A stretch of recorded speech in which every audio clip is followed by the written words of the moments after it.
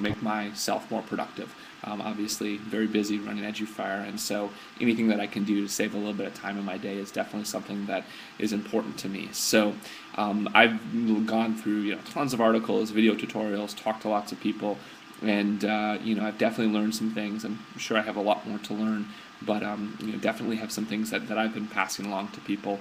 And recently, a few people that I know, including my brother, who's here today, David, have switched from a PC to a Mac. And so, I've kind of gone through with some people some of the things that they can do, but I figured, well, why not run a class, and then I can share with this to a lot of people, and we can record the class, and people can use this in the future. So today's class will run about approximately an hour. Hopefully won't go too much past 11, but there's a lot of stuff in here, so I want to make sure we try to get to everything. Not all of this will be Mac specific. There'll be certainly some applications that we'll go over that can work on the PC as well. So if you happen to be a person on PC and you're here because you're curious or whatever, you'll probably learn a few things today too. One thing to mention, please ask questions throughout the presentation. I want this to be interactive, so definitely put questions in the chat pod, or if you want to come up on audio or video, let me do that. We'll definitely have some Q&A period at the end, so that we can go through some things that you might have. So if you've got audio or video questions, it might be best to save them till the end, but if something comes up in the middle of class, just raise your hand and we'll definitely pull you up.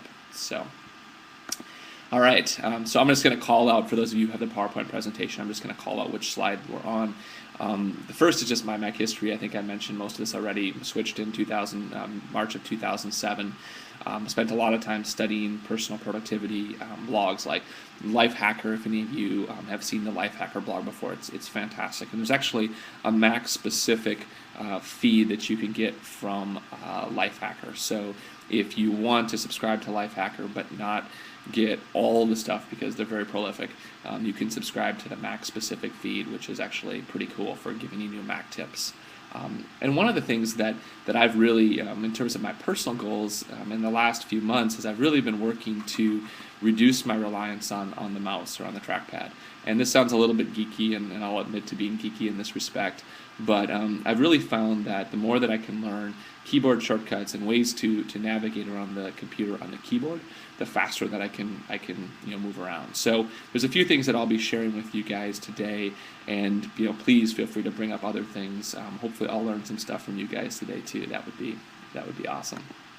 So the first thing is talking about learning keyboard shortcuts, and there's a couple of things that I'll offer for this that I think will be very helpful.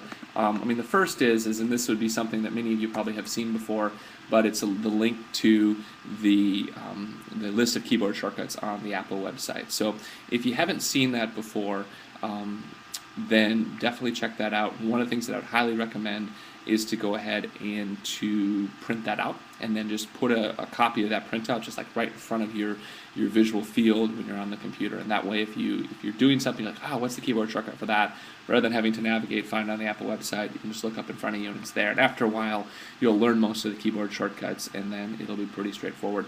Claudia, I saw you raised your hand. Did you have a question, or were you just testing out the raise hand feature? I'll wait for your response. I'll keep going. So definitely take a look at those keyboard shortcuts and start to use them as much as possible.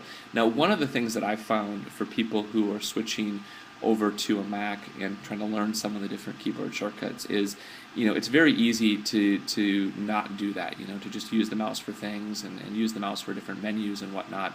I've actually found a pretty interesting way to make sure that you use the keyboard shortcuts as much as possible.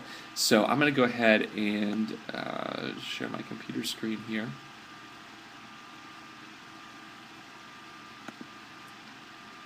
Okay, now all of you should be able to see my computer screen, correct?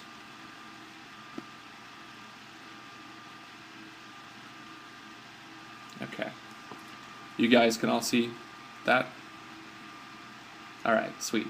So what I'm going to do right now is bring up my system preferences, and just to make sure this is all working, can you let me know that you can see my system preferences okay? Awesome, cool. And if you go in here to universal access within system preferences, and you go to mouse and trackpad, what I do when I'm wanting to kind of really geek out and learn the keyboard shortcuts is I go in here and actually set something called mouse keys. And what mouse keys does is it actually allows you to ignore the trackpad. So what happens is, and I have it set up here, so when you press the Option key 5 times, it'll turn mouse keys on or off. And I'm not going to do it right now, but basically I can hit Option 5 times, and what it'll do is it'll essentially just disable the use of my trackpad. And what that forces me to do is to get around the computer using, only using the keyboard, not using the mouse at all. There are some things that you get to and you find that, you know what, like I really do need to use the mouse for this. There's some websites, there's some things like that, and then what you can do is just hit Option 5 times and you're back in and you can use the mouse again. But it's a really interesting thing to do, and after you turn off the trackpad for a half hour or so, like it's amazing how much more you learn about what you can do with the keyboard shortcuts, because you're basically forced to use them versus using the mouse. So it's a little hack, and I spent a bunch of time like trying to figure out how I could do that, because I just found myself going to the trackpad and the mouse quite a bit, and finally I came across this, and it works perfect because you can just turn it on and turn it off very quickly if you want to. One note of caution is I did get into one situation one time where I couldn't figure out how to turn the trackpad back on, and I couldn't figure out how to get to system preferences without so you want to be a little bit careful about this when you first roll it out. Experiment a little bit, but it's a pretty cool little trick, and I think you'll all dig that. So, all right, so moving on to the next piece today, I wanted to talk about expose and spaces. So I'll go back into system preferences, and within expose and spaces, there are a couple of things that I'll point out to you guys that are pretty cool. What expose does, and I'm actually not sure that you'll be able to see this on your side. Let me know if you can. But what expose does is it allows you to have certain triggers using things like mouse movements to be able to enable certain things. So I have my expose set up so that if I go up to the upper right corner of my screen and just take my mouse and bring it up to the upper right corner, it's going to show all the windows that I currently have available. So did you guys see that okay? Perfect. Awesome. Great. Thanks, Kevin. So that's how I've got mine set up. So it's a really nice thing to do if you've got several windows open. You can go up there easily and you can see all the things that you have open. I have mine set where I go to the bottom left or the bottom right corner to show my desktop. So that's how I've got mine set up. So you can do a number of different things. You can have this show your dashboard. You can have it show certain application windows, a bunch of different things based off of that. But expose is just a nice little thing that you can use to, if you basically do certain things without having to necessarily know exactly what you're doing on your computer. What Spaces is actually a virtual desktop. So Spaces gives you the ability to essentially have, if you're working on a small monitor, or you don't have a lot of screen real estate, it basically gives you virtual screens that you can work off of. Now, what I've done with Spaces is I've set up 4 different virtual spaces by default, and then what I've done is I've set up certain applications to launch in those spaces. Now again, I'm not quite sure if this is going to work properly, if you guys are going to see this on your end, but what I've done, for instance, is I've set up, for me, I check my Twitter a few times throughout the day, but I don't really want Twitter running in my main work real estate. I don't want it distracting me from the tasks that I'm doing. So what I've done is I've configured Twitter, or Twitterific, which is the application that I use to access Twitter, to run in one of my spaces in space 3. And then what I can do is, and I've assigned the command key and the down arrow to get to space 3, is I can just go down to space 3, I can check Twitter, and then boom, I can move back up into my regular workspace, and it's not cluttering up my screen. So that's a cool part of Spaces that I really like. F11 will get you into Spaces, so you can see all the various spaces that you have available to you, and then you can pull back out of it using F11 again. So I don't use Spaces a ton, but I definitely do use it for specific applications, and it's great if I want to have something up and running but not not clouding my visual stream. Yeah, and Quincy, I don't really know about Linux Virtual Desktop, but I'm sure it's probably the same thing. One other thing to mention about screen clutter is there's actually a great shortcut that you can use for minimizing your screen clutter, and that shortcut is Command Option H. And what Command Option H is going to do is it's going to hide all of the windows except for the window that you're or all the applications except for the application that you're currently in. So if you guys like myself find yourself in 15 or 20 different applications and your screen is extremely cluttered, then what you can do is you can basically hit Command Option H, and you can just have the one application you're working in, and then everything else goes away, and then you can call up the other applications using something that I'm just about to talk to you about called Quicksilver. So, any questions on expose or spaces or keyboard shortcuts so far? And can you guys see my video right now as well, or are you only able to see my computer screen? You can see both me and the computer screen. I love this. This is awesome. All right, so we're going to go on to the next slide, which is Quicksilver. This is one of my absolute favorite things in the entire world. And what Quicksilver is it's an application launcher. So it's that's one of the things that is. It's actually a lot more than that, but most people think of it as an application launcher. And so essentially what it allows you to do is allows you to bring up applications very quickly. So rather than having to go into your dock or into your forbid applications folder to actually find applications, this allows you to bring up your apps really fast. And the way that Quicksilver works is that you configure a Quicksilver trigger of sorts. So the trigger for me right now is Command Space. And sorry about that, Quincy. I know we're pushing a lot of stuff here with the screen sharing and the video. So I'll minimize my video a little bit too and see if that helps you out at all. So with Quicksilver, what I've configured is I've configured the Command key and the Space key to pull up my Quicksilver app. And essentially what this does is it brings me into a thing, and I've got something running on Quicksilver called Cube, so it might look a little bit different. There's a bevel and a couple other interfaces. But basically what I can do is I can start typing in an application right now, like let's say for instance I can start typing in Firefox. And if I just type in F, boom, it brings me up to Firefox, and now all I need to do is hit enter, and Firefox will go ahead and launch. So it's a really slick way to navigate through applications. The other thing that I love about Quicksilver is it actually learns from what you end up doing more frequently. So you notice under F, there's a lot of different things that I have here. I have Firefox and Finder and Fluid and Flash and Flickr and blah, blah, blah, blah, blah. What Quicksilver is going to do is it's going to see what are the applications that I use most frequently, and it's going to weight them higher. So over time what happens is the applications that I'm using a lot show up first in the list. It's very easy to use. So I can use this quickly to get into MailPlane, which is my mail app. Just type in MA, it brings that up. I can use this quickly to get into all the different Fluid applications that I've got set up, which we'll talk about here in a second. I can use this to get into system preferences very quickly. Very, very easy. So Quicksilver is one of those things where once you start using it, you can't imagine going back to hunting for an application any other way. So here's the link to the website where you can download Quicksilver. To be completely honest with you guys, I could do an entire class in Quicksilver. There's so many complexities and so many different things that you can learn. The two things that I would recommend to do are first to go, and there's 3 or 4 articles on the Lifehacker website about Quicksilver. So if you just go out and you Google Lifehacker and Quicksilver and just read a few of those articles, they do a really good job of summarizing what's out there. And then the other thing that I would recommend is go out to YouTube and search for Quicksilver tutorial, and you'll find 5, 10 really good tutorials on Quicksilver.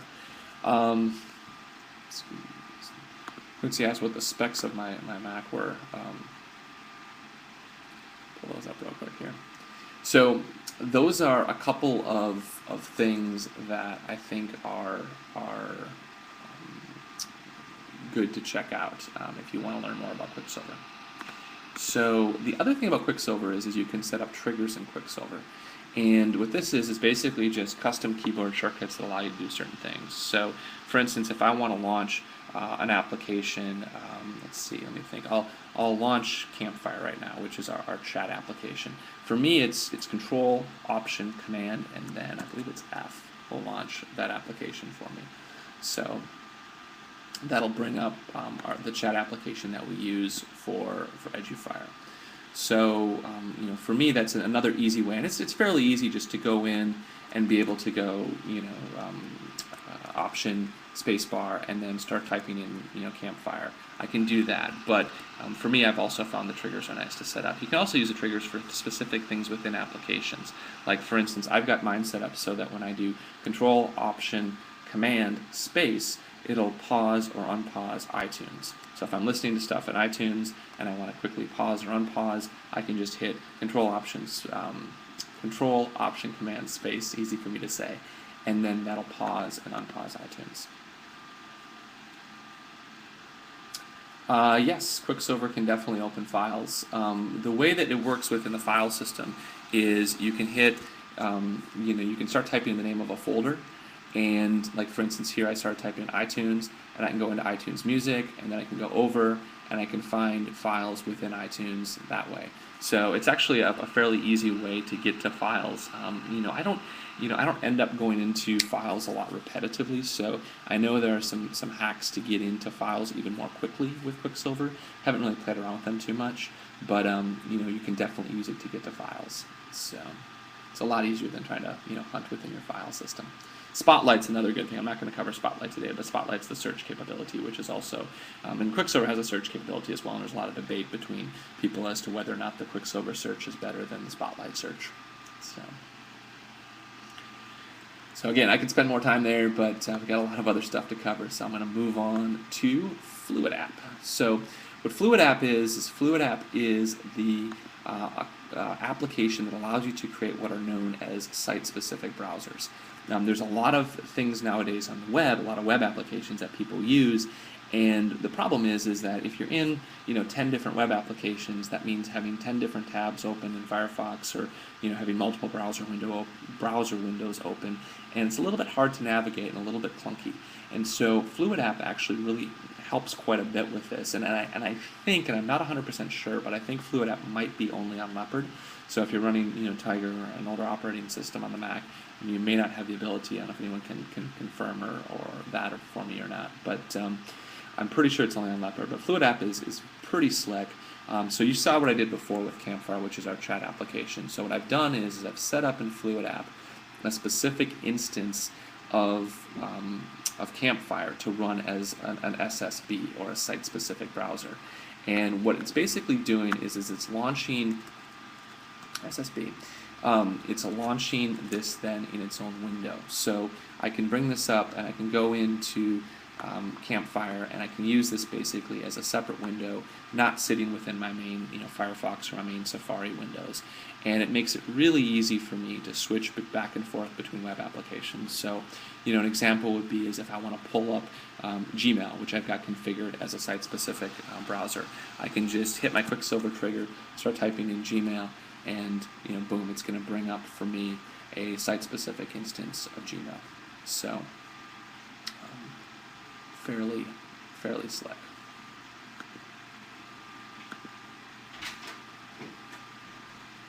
So let me pull up the link here for Fluid App. Fluid App's very easy to use.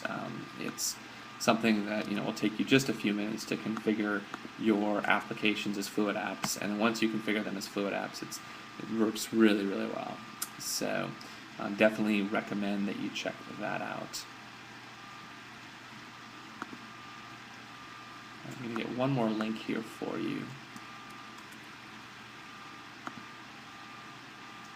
The other thing that I've noticed is by default Fluid App grabs the favicon.ico image to use as the image within Fluid App. The thing about that is that that's usually typically not a very good looking image. So a bunch of people have actually created on Flickr, there's a pool of applications that you can use, so you can find, or pool of images that you can use for your application. So for instance, you saw like what I had with Campfire, the image there is you know, a pretty neat looking image. It didn't look like that before, and that's just a way to make your system a little more visually appealing. So any questions on Fluid App that you guys have? Does it make sense kind of what you would use Fluid App for? The notion of having a site-specific browser.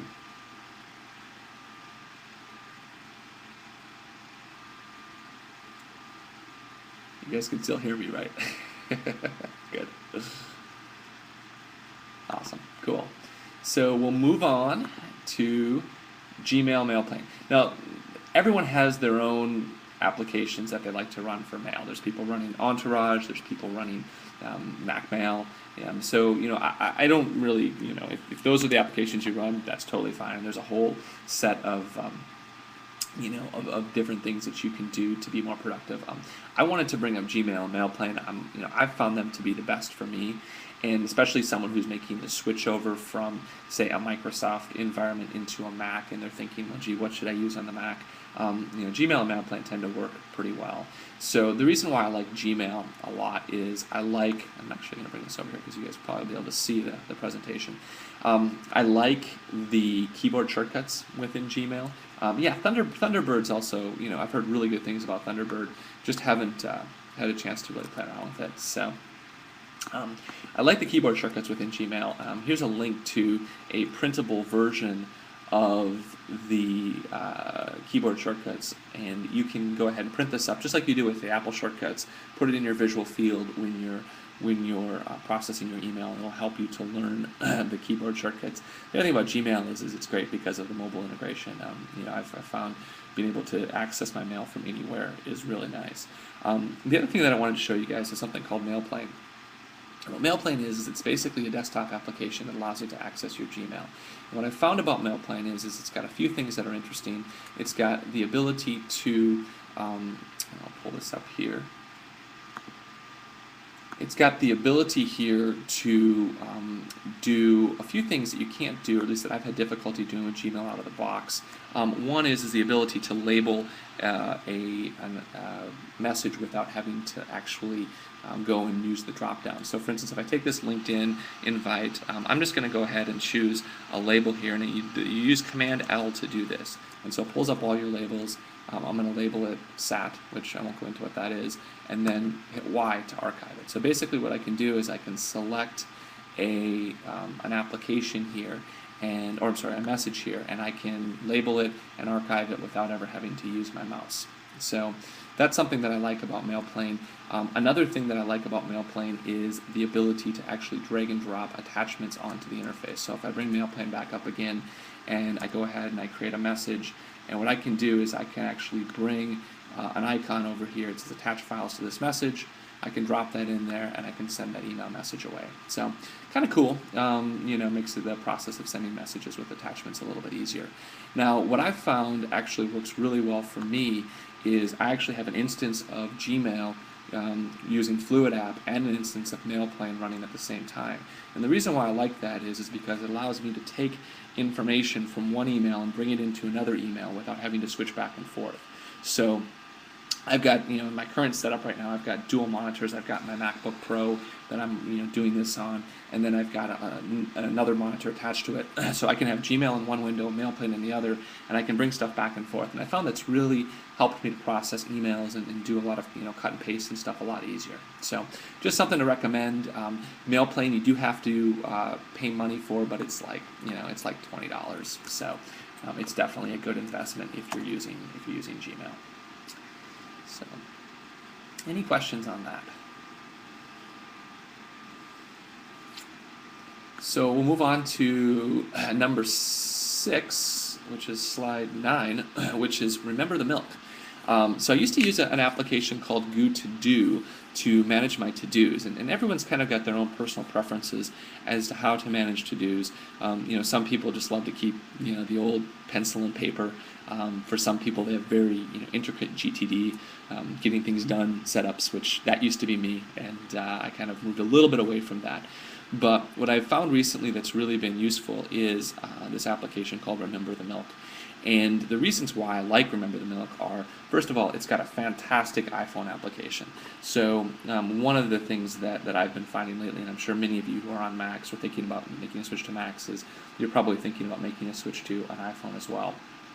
And so the GoToDo, and you're probably not going to be able to see this, I'm sorry, the Remember the Milk iPhone app is very, very slick, and it integrates extremely well with the desktop application. So now I've got my to-do list when I'm at the computer, and I've got my to-do list when I'm on the go, and they're basically the same. So definitely one of the big reasons why I switched was because of that. Another thing is because of Quicksilver integration. So I can go into Quicksilver and I can hit the period within Quicksilver, and allows me to bring up this text input box, which if you study Quicksilver, you'll learn more about this. And I can say, what do I need to do today? I need to pick up groceries. And then what I can do is I can start typing in, it's like, there's a couple of different ways you can get to it, but I started typing in tab, and then CR, and what comes up is the ability to create a task in Quicksilver. So, I'm sorry, Remember the Milk. So I go ahead and hit enter, and now it says, Remember the Milk has created a to-do, pick up groceries. So that's the fastest way that I've found to be able to add a to-do to my list is that integration of Quicksilver and Remember the Milk. Before I was always like, and I gotta go to this browser, and I gotta hit, add something here. It would take me, 30 seconds to add a to-do list item, and now it takes me 3. So over time, if you're adding a lot of to-dos, and if you have studied at all David Allen's getting things done strategy, he recommends trying to get a lot of things out of your head and into some sort of a system. This is a fantastic way to do it, and do it very efficiently. So Getting Things Done, highly recommend that book if you haven't read it before. His system is fairly complex, but if you do more of a scaled back system, it's actually works pretty well.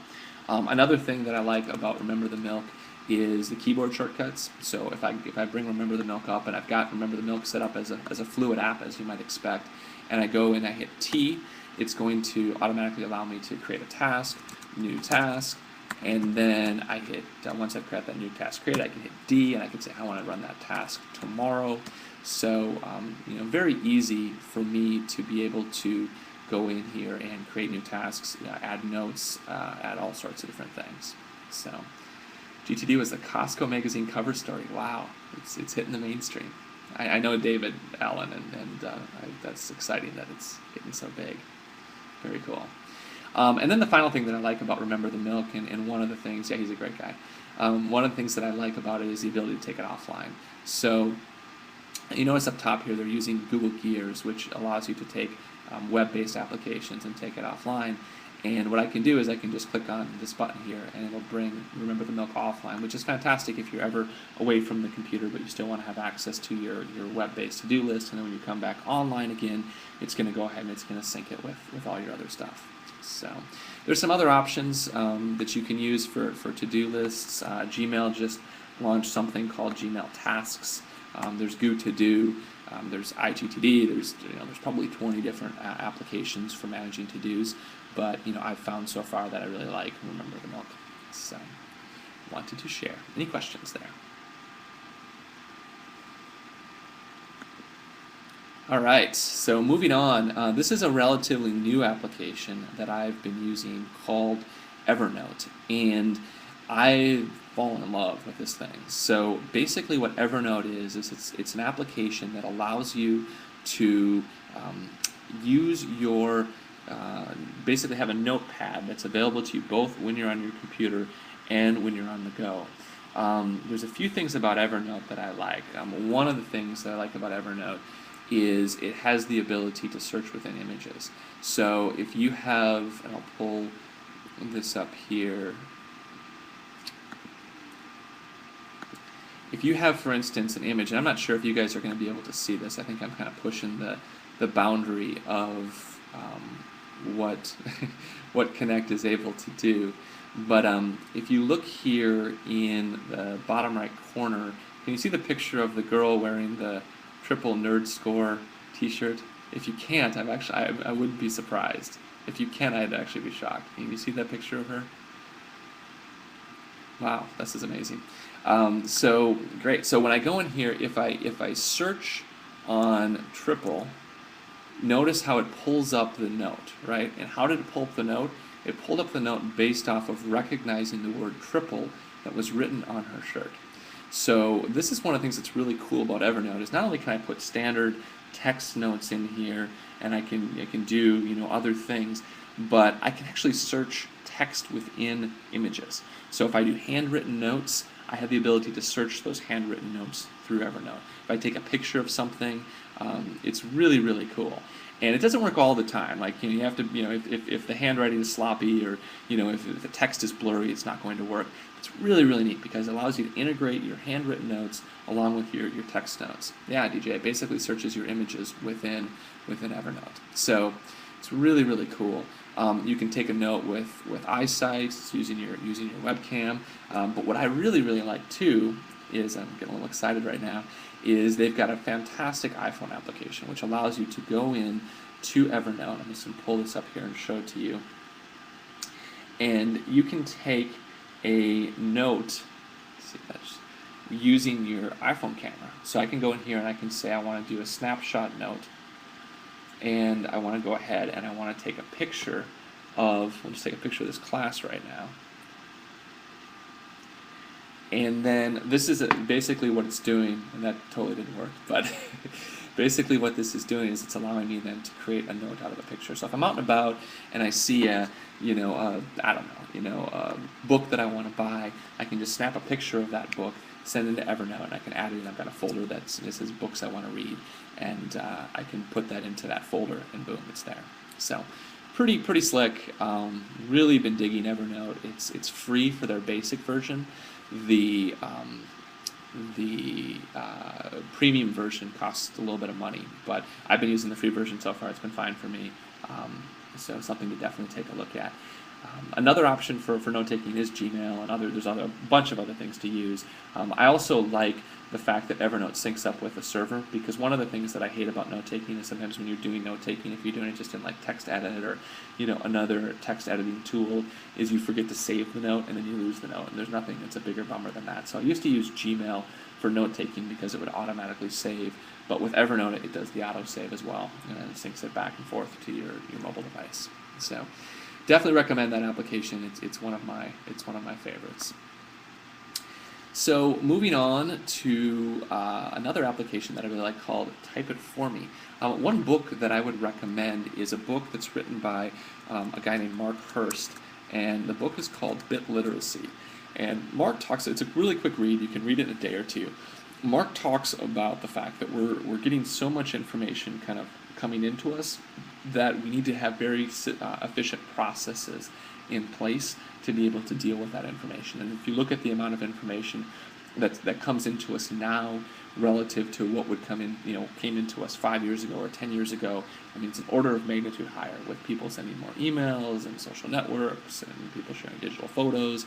So, he recommends to get really good systems in place, because otherwise you can very easily become overwhelmed by all the different inputs. So it's kind of the main point of bit literacy. But there was something else in bit literacy that I really liked, which was Mark was talking about the fact that there's some things that you do very repetitively on your computer, and for those things you should be able to set up things to make those repetitive actions happen more quickly. So one of the things that he recommends is an application called Type It For Me, and I'll put a link here in the chat pod. But basically what Type It For Me does is it allows you to automate different things that you might find yourself typing repetitively. So it's kind of like macros. For those of you on Windows, you may have used an application called ActiveWords, which does something very similar. But for me, one of the things that I like about Type It For Me is there are a few things that I find myself typing over and over again. For instance, oftentimes someone will ask me for my contact information. So what I'll do is I will end up just putting in the 7 letters SIGFILE. SIG file for me is my contact information. So if I type in SIG file right here, that actually didn't work. I may not have set this up because I just redid this on my computer. It should have worked. All right, let me do my address. So if I type in my address, oops, there you go. And it replaces with my address here in San Francisco. So now you guys all know where I live. So it's a very slick application for doing things. There's sometimes, there's a few like restaurants, for instance, that I'll meet people at for lunch frequently. I'll just put in all the details about that. I'll just type in, a string that will be the restaurant name, and it gives them all the directions. You can get directions to your house. You can use it for, all sorts of different things. It's just simple because you can just type a little text string and it'll auto-replace for you. You need to be careful about what the text string is that you used, because if it's something that you type, kind of on a normal basis, then of course it doesn't know when you want to use the type it for me input and when you don't. So use something like, for me, rather than typing in sig space file, which would work, but might be something that I might type in kind of everyday life. I use SIGFILE, all one word, because I can't imagine ever typing that out. So, and I've got a number of these type it for me things set up. There's some other cool things that you can do with type it for me as well. It's another application that's not free, but I think it's like $20 or something, and I've found it to be very, very useful over time. So something that I would definitely recommend. So any questions there? Are you guys enjoying this so far? Am I going too fast, too slow?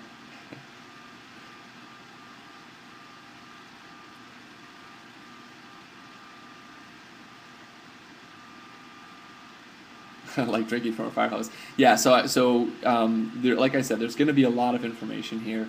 What I'd love to do is get through all this stuff, answer any questions that you might have, and then a lot of this stuff is just stuff you go out and you play with. I mean, several of these things, Quicksilver and stuff, could be an entire course in and of themselves. But my goal today was basically just to expose you guys to a lot of different things and to let you guys go off and play with them. So cool. Thanks, Quincy. Appreciate that. Thanks, DJ. Thanks, guys. So 2 more things to cover. Step 9, which is slide 12, is talking about Hazel. So this is another thing that I just started using and totally love it. What Hazel is it's an easy system for file management. And as you noticed when I pulled up my desktop before, I only have a very small number of things on my desktop. In the past, I've always been one of those guys who has like a bazillion things on my desktop, and I know I'm not the only one. I'm sure some of you guys are like that as well.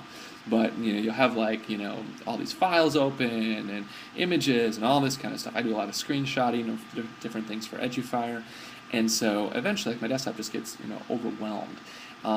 With Hazel, what it's allowed me to do is basically go down to very close to a zero, a very clean desktop. There's a few things on my desktop right now that I pulled up for this class, but otherwise you notice that I really don't have anything on my desktop. And none of that was anything that I had to do manually. That's all an automatic process that runs in the background. So I'm going to pull up Hazel. It's in my system preferences here, so I'm going to go into to Hazel. I'm going to show you how I've set this up.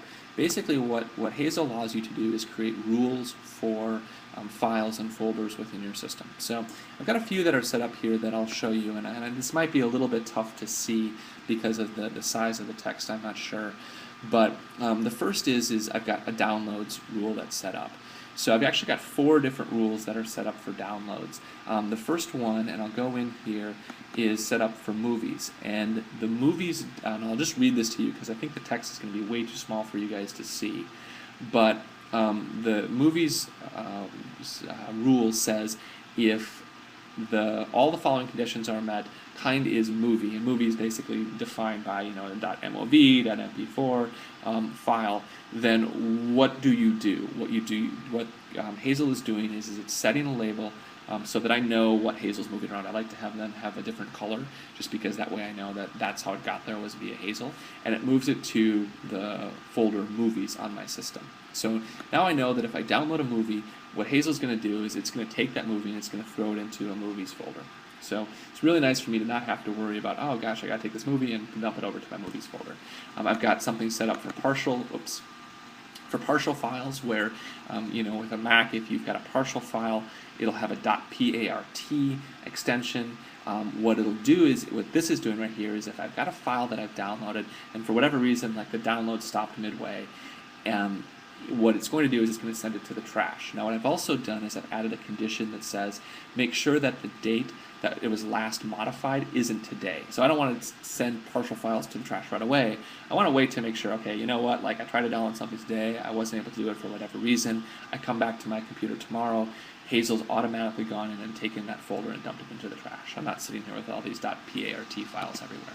I've done the same thing for DMG files, which are the files that you use to install applications on the Mac. So once I'm done installing the application, the next day, Hazel's going to go in, it's going to take that DMG file, drop it in the trash. I don't have to worry about it anymore. Music I've got set up as well, so MP3 files, those types of files are automatically going to get sucked into my appropriate music folder on my system.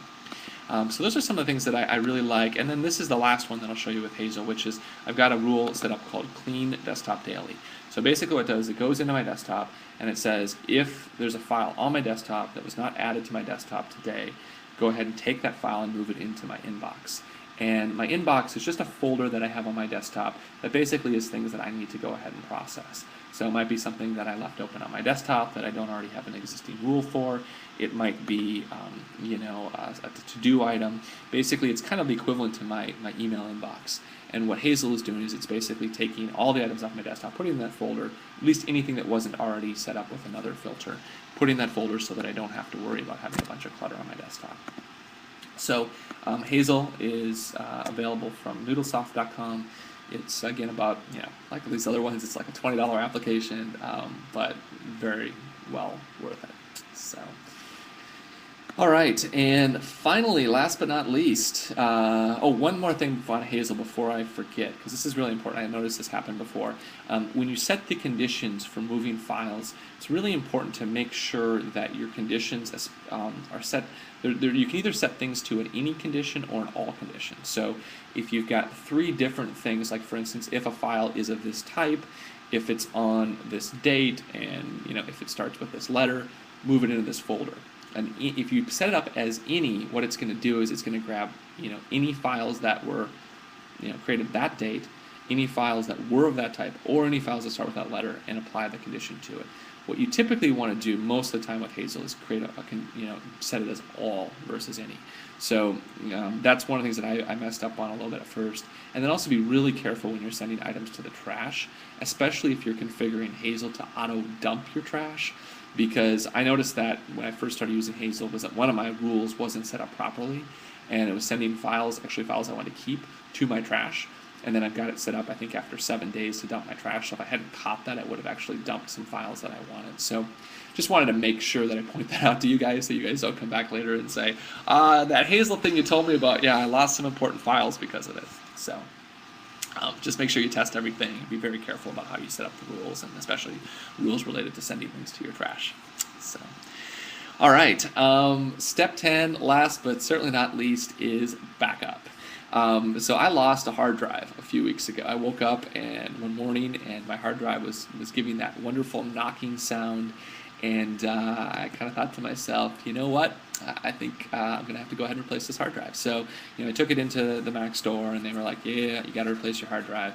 And, fortunately, I had my data backed up to an external hard drive, so it really wasn't too big of a deal, but I wasn't using some of the stuff that I'm going to talk to you guys about today, which would have made my restore process a lot easier. So the two things that I've done since going through that a few weeks ago, the first is I've started using Time Machine. And many of you have seen Time Machine before.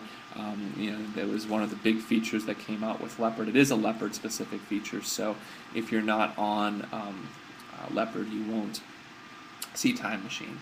But I'll just bring up Time Machine here, and you can see basically what Time Machine allows you to do is it takes incremental backups, so you can go back in time and you can see different changes to folders. I just have a folder here that hasn't changed, so there's not much to see here. But if I had deleted something out of the Facing Future folder, like say a month ago, I was like, oh man, why did I delete that file? I want to go back.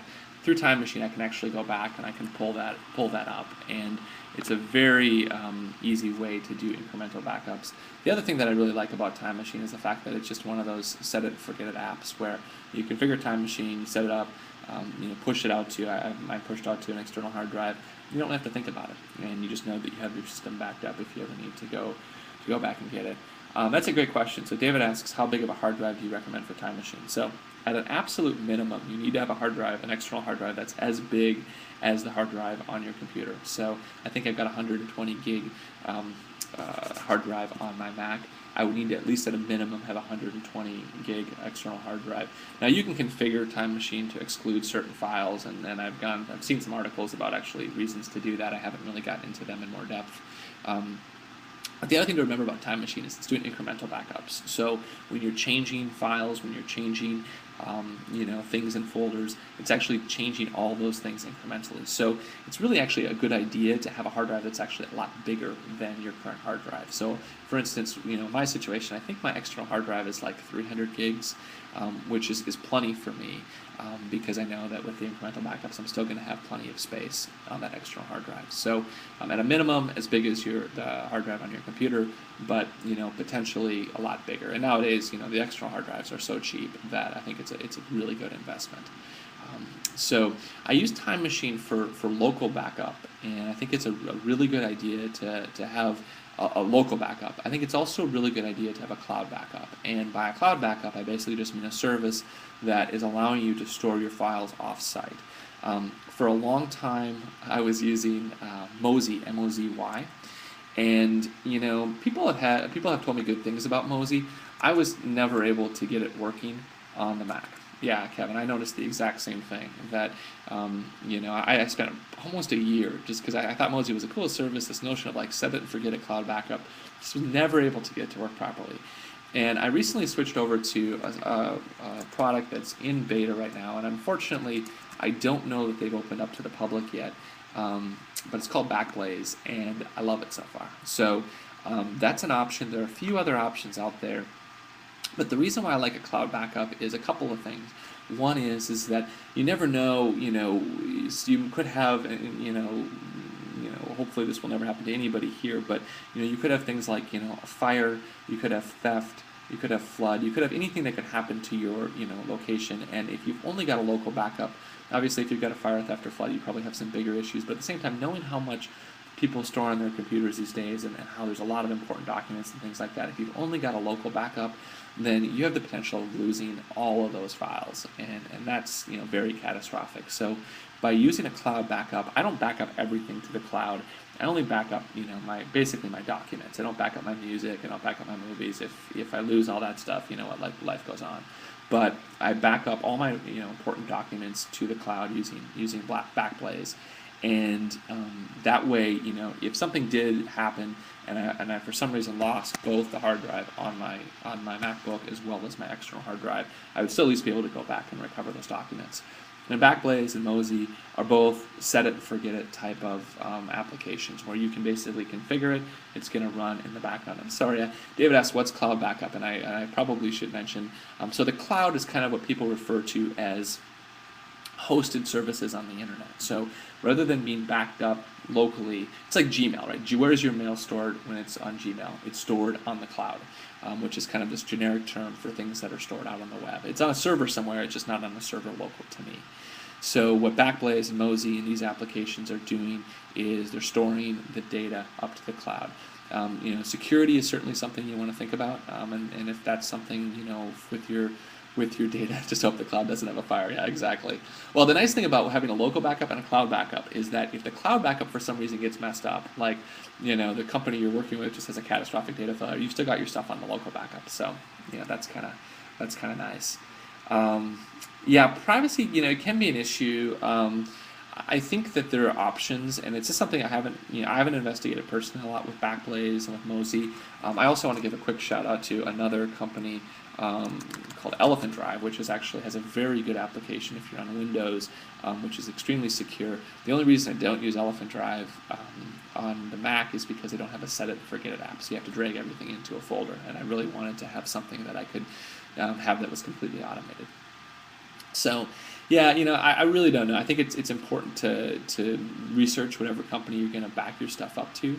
I think that's a really key thing to do. There's others out there. There's Carbonite. There's a bunch of them out there. I think they're all the ones that I've seen. They're fairly reputable, so I don't have too much concern. And I know that you can store things in encrypted formats as well, or that things are stored in encrypted formats as well. But definitely research that if that's a concern for you. The service that I use for Backblaze is, I believe it's $5 a month. I think Mosey is the same thing. So, there's a little bit of a cost there, but you look at that opportunity to have, to get back your files easily if you have something catastrophic, and paying $5 a month, and at least in my mind is well worth it. So, I definitely wanted to mention this last, just because of the fact that I just went through this whole catastrophic data failure recently, and so I want to make sure that I emphasize this in our presentation today. Michael asks, how about Office home computers? Can you use your Office as the cloud and such? Yeah, I don't see why you couldn't. I've never done that personally, but I certainly think that you could back up that way. Cool, thanks, Kevin. Yeah, I'll see if there's any way that I can get invites into Backblaze. I'll definitely let you guys know.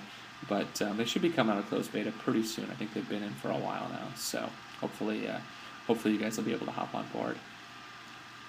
That's the right link you can sign up. Let me just take a quick look here and see if I can. I know I got a link a little while ago. I was not told that I couldn't share it, so.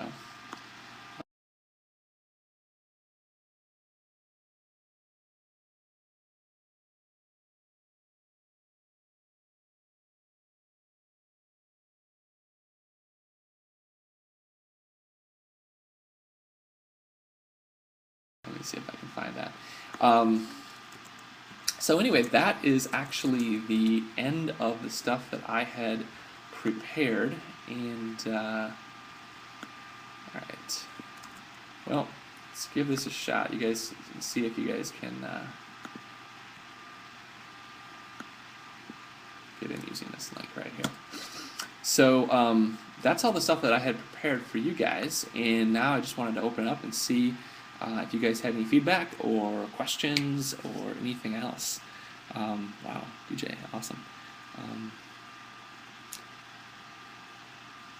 Yeah, absolutely. I mean, there's other things too that make you more efficient on a computer. One of the things that I have spent a fair amount of time studying is things like typing speed. This is something I got from David Allen. I went to one of his Getting Things Done seminars, and he said, if you want to add a bunch of,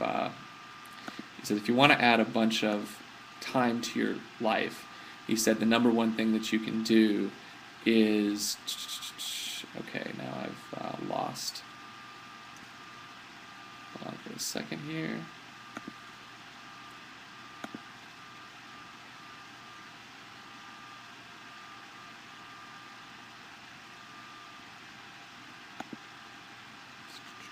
Sorry guys, just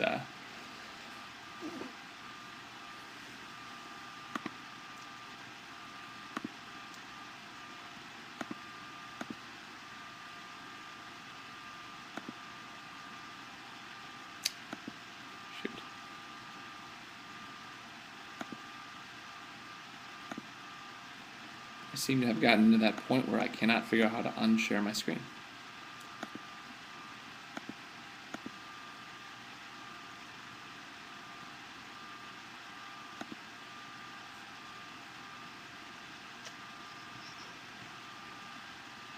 Yeah, are you guys seeing me okay right now, and the rest of the interface okay? All right, so so you can see me, I just can't see you guys, and I'm seeing the chat messages come up in the right corner, which is actually really cool. So okay, no worries. I'll see if you guys can see me, and I can see chat messages.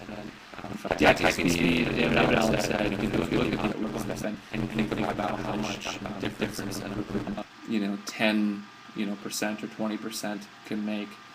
It's definitely. All right. Oh shoot. Oh, I think I got it. Sweet.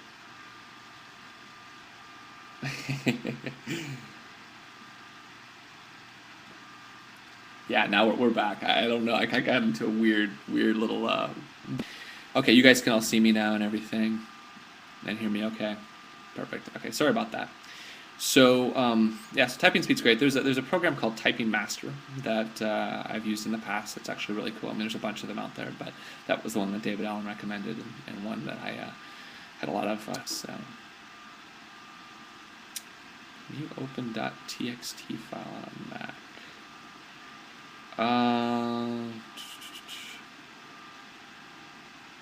Yeah, I think you can. Text edit. Yep. Thanks, guys.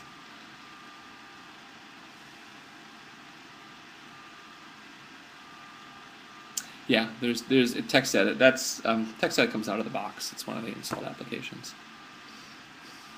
What do I miss from my Windows days? That's the question of the day. Nothing. No, to be honest, I think there are a couple of things that I miss. I used to be a really big fan of Rhapsody, of the music service, and when I was on a PC, I listened to Rhapsody all the time, and I switched over to the Mac, and there just isn't. I haven't found, and if anyone's have seen this, I haven't found a really good Rhapsody Mac application. And I'm not going to run Parallels just so I can run Rhapsody. So I've actually switched over. My new favorite service for music is Lala, which a friend of mine is the CEO of, and I've been using that. I love it a lot. It's not quite the same as Rhapsody, but it's good.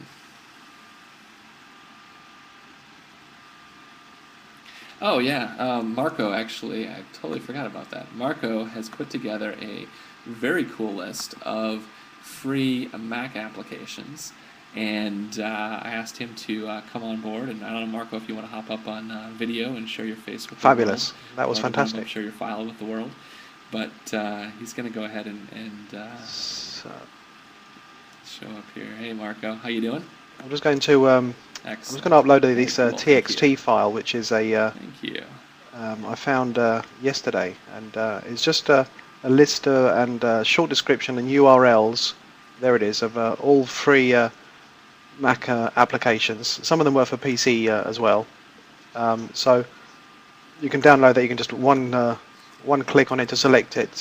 DJ, I think you had problems with it earlier, and then just click on Save to My Computer, and you can have that list. It's got the URL and everything, so it's pretty cool.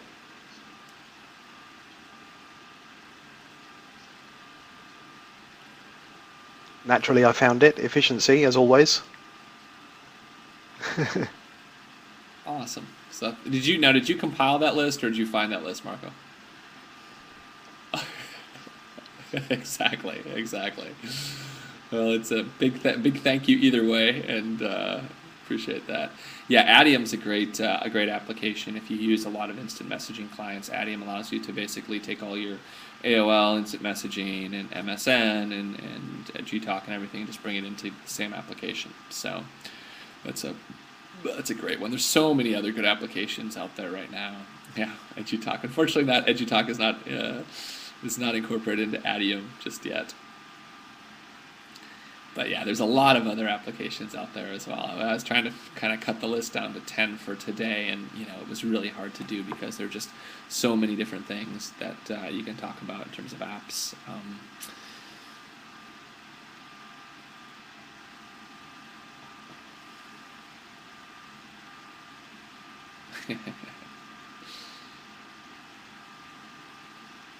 So what Mac setup? Are you talking about like in terms of hardware, Michael?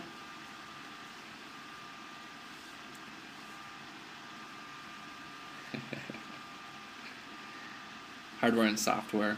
Well, nowadays any Mac Pro or any Mac that you buy, I think is going to come with Leopard. So in terms of that, I actually, when I went to the Mac, I actually went entirely off of Microsoft products. So I switched over from Microsoft Office, to using the Mac Suite, which is like Pages and Numbers. I guess iWork is what it's called, and I actually I like that. There's a couple of times when it's a little bit clunky. In fact, the fact that I couldn't get the PowerPoint presentation to work today could be because I created Pages and tried to export as a PPT file. But For the most part, I haven't missed any of the Microsoft applications.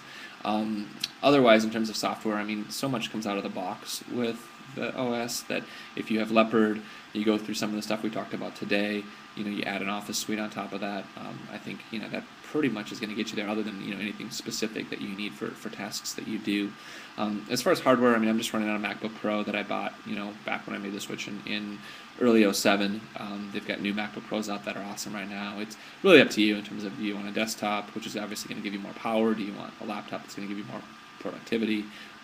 They got the MacBook Air right now, which is just a bunch of stuff that's out there. So I think the MacBook Pros, most of the people that I know, that's tends to be the way that they go. But it's by not your only option for sure.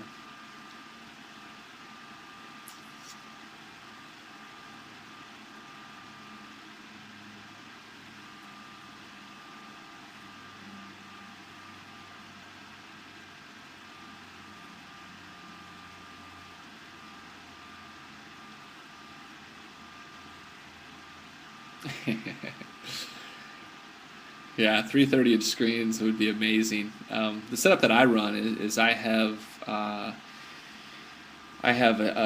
Acer 22-inch monitor that I run in parallel with my MacBook Pro, and it works out pretty well. You can drag things back and forth between the MacBook Pro screen and the Acer monitor screen. It all works very seamlessly.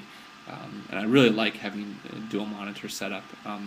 If you look at studies on productivity, one of the things that they tend to find across the board is that more screen real estate helps with productivity, especially when people are switching between apps and things like that. So, I think that having, I don't know if I agree with you, Koichi, like I think as big a space as possible is fantastic. Of course, if you start to get into 30-inch cinema displays, you're talking about big bucks too. So, yeah, dual monitors. I've a few friends I know that are running on 3 monitors with a laptop in the center and then 2 external monitors to the side. But dual monitors works for me pretty well. I don't really think that I get too much productivity by going to a third monitor. But the Acer monitor that I picked up, the 22-incher, was like $200. I mean, it really wasn't that expensive, relative to like what some of the Apple products cost. So, David, I think you had a question about Mac Mail shortcuts. Since I don't use Mac Mail, I really don't know. My guess is there probably are a ton of shortcuts, and there probably is a key on the Apple website that would you could print out for that. A lot of people I know love Mac Mail, so I'm sure there's a lot of hacks and things like that. I just have never used it before. So, yeah, Koichi, I think when you with shortcuts, the thing is there's like this initial period of learning them. And then once you learn them, a lot of times they really become second nature. But I think you have to kind of force yourself to get over that hump.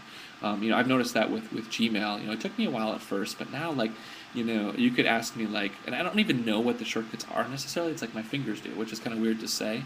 But I think I was going to I've got a thing once you about learn, when you're talking about what the geekiness, shortcuts are, I've got a thing most about of it is geekiness how about fast you can psychology do and things. memory. Go ahead, Marco. And I was just going to say about shortcuts and learning stuff like that. Definitely have it visually, like you said, with a list in front of you all the time. But also, you'll be. It's also a good idea, certainly to start with, to make a list from that of the ones that you most frequently use. Because if you're going to have a list of like 30 or 40 shortcuts, you're always inevitably going to use 20% most often. And the object of any learning and education is to move things from remembering what the shortcut is to knowing what the shortcut is. And if you can concentrate on and focus on the ones you use most often, just by repetitiveness, then you'll know what they are rather than remember, and that'll be pretty cool.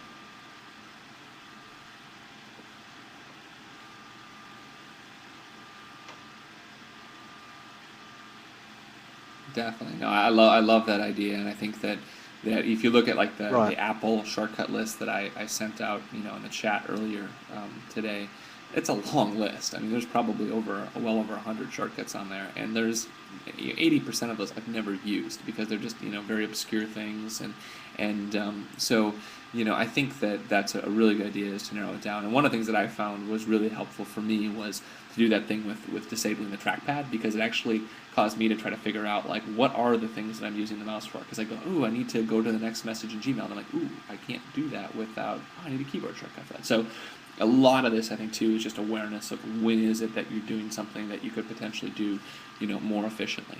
And sometimes it takes drastic measures to get that awareness.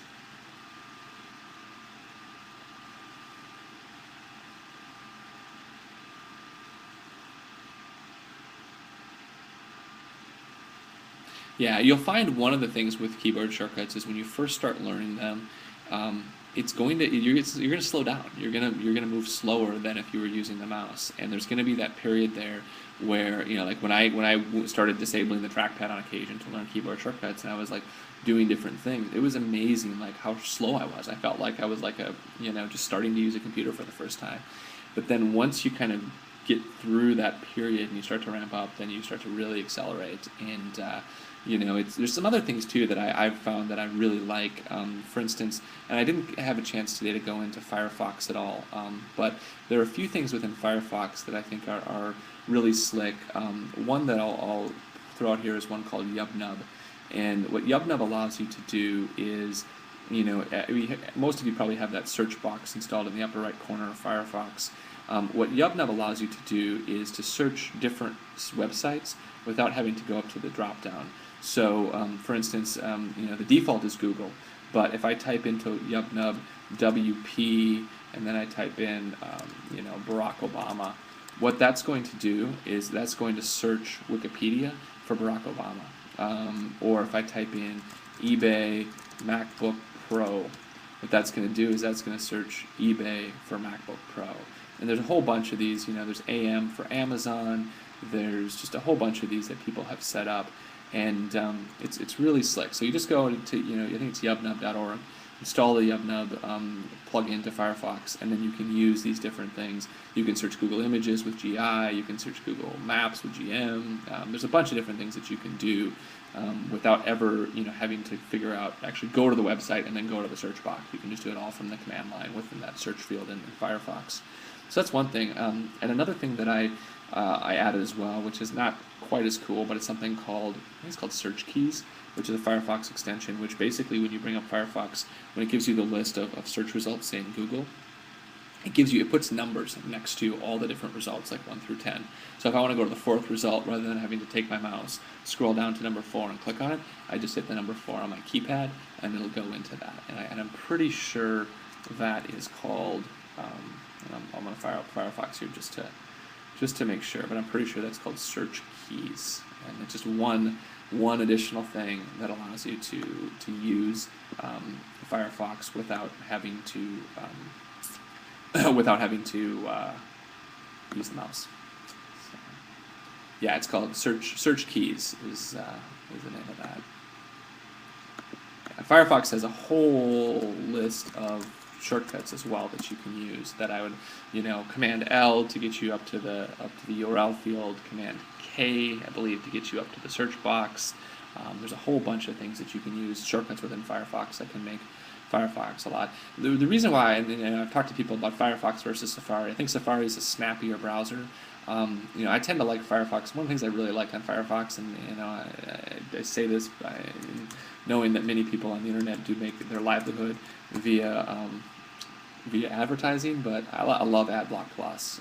I just find that so many of the websites now that I go to are so cluttered with banner ads, and what AdBlock Plus does is it basically just eliminates all those banner ads. So, I've taken a little bit of flack for it, from some people, friends who have advertising-based sites, and I'll be surfing their site, and they'll be watching me, and they'll be like, I'm not making any money off you. But I find for me, like, I really like a clean visual field, and I don't have, just like I don't like watching commercials on TV, I don't really like seeing advertisements on the internet. So AdBlock Plus kind of keeps me on Firefox, plus just all the different extensions. Another thing that I didn't mention today, and again, like I realize now that I probably do like 3 or 4 classes on this, is Instapaper. Instapaper allows you to create a little bookmarklet on within Firefox. It basically just says, it says read later. And what it does is if you come across an article like on, say, like the New York Times website, and you want to read that article, but you don't want to read it right now. In the past, I used to bookmark it, and that's fine, but it gets cluttered in with all your other bookmarks. So what I do now is I click on read later, and what it does is it sends it to my Instapaper account. And where this is really awesome for me is that what Instapaper also does is it syncs up with my iPhone, and it also downloads those articles in an iPhone-friendly format, and puts them local on my iPhone. So, like, let's say, for instance, if I'm in a plane flying somewhere, I can take in all those different articles that I've clicked on read later using Instapaper are not only saved to Instapaper, but they're actually saved local to my iPhone, and I can read them in an iPhone-friendly format. So, I've been using Instapaper a lot lately. When people send me articles, I'm just like, boom, Instapaper, Instapaper, Instapaper, and it works out really, really cool.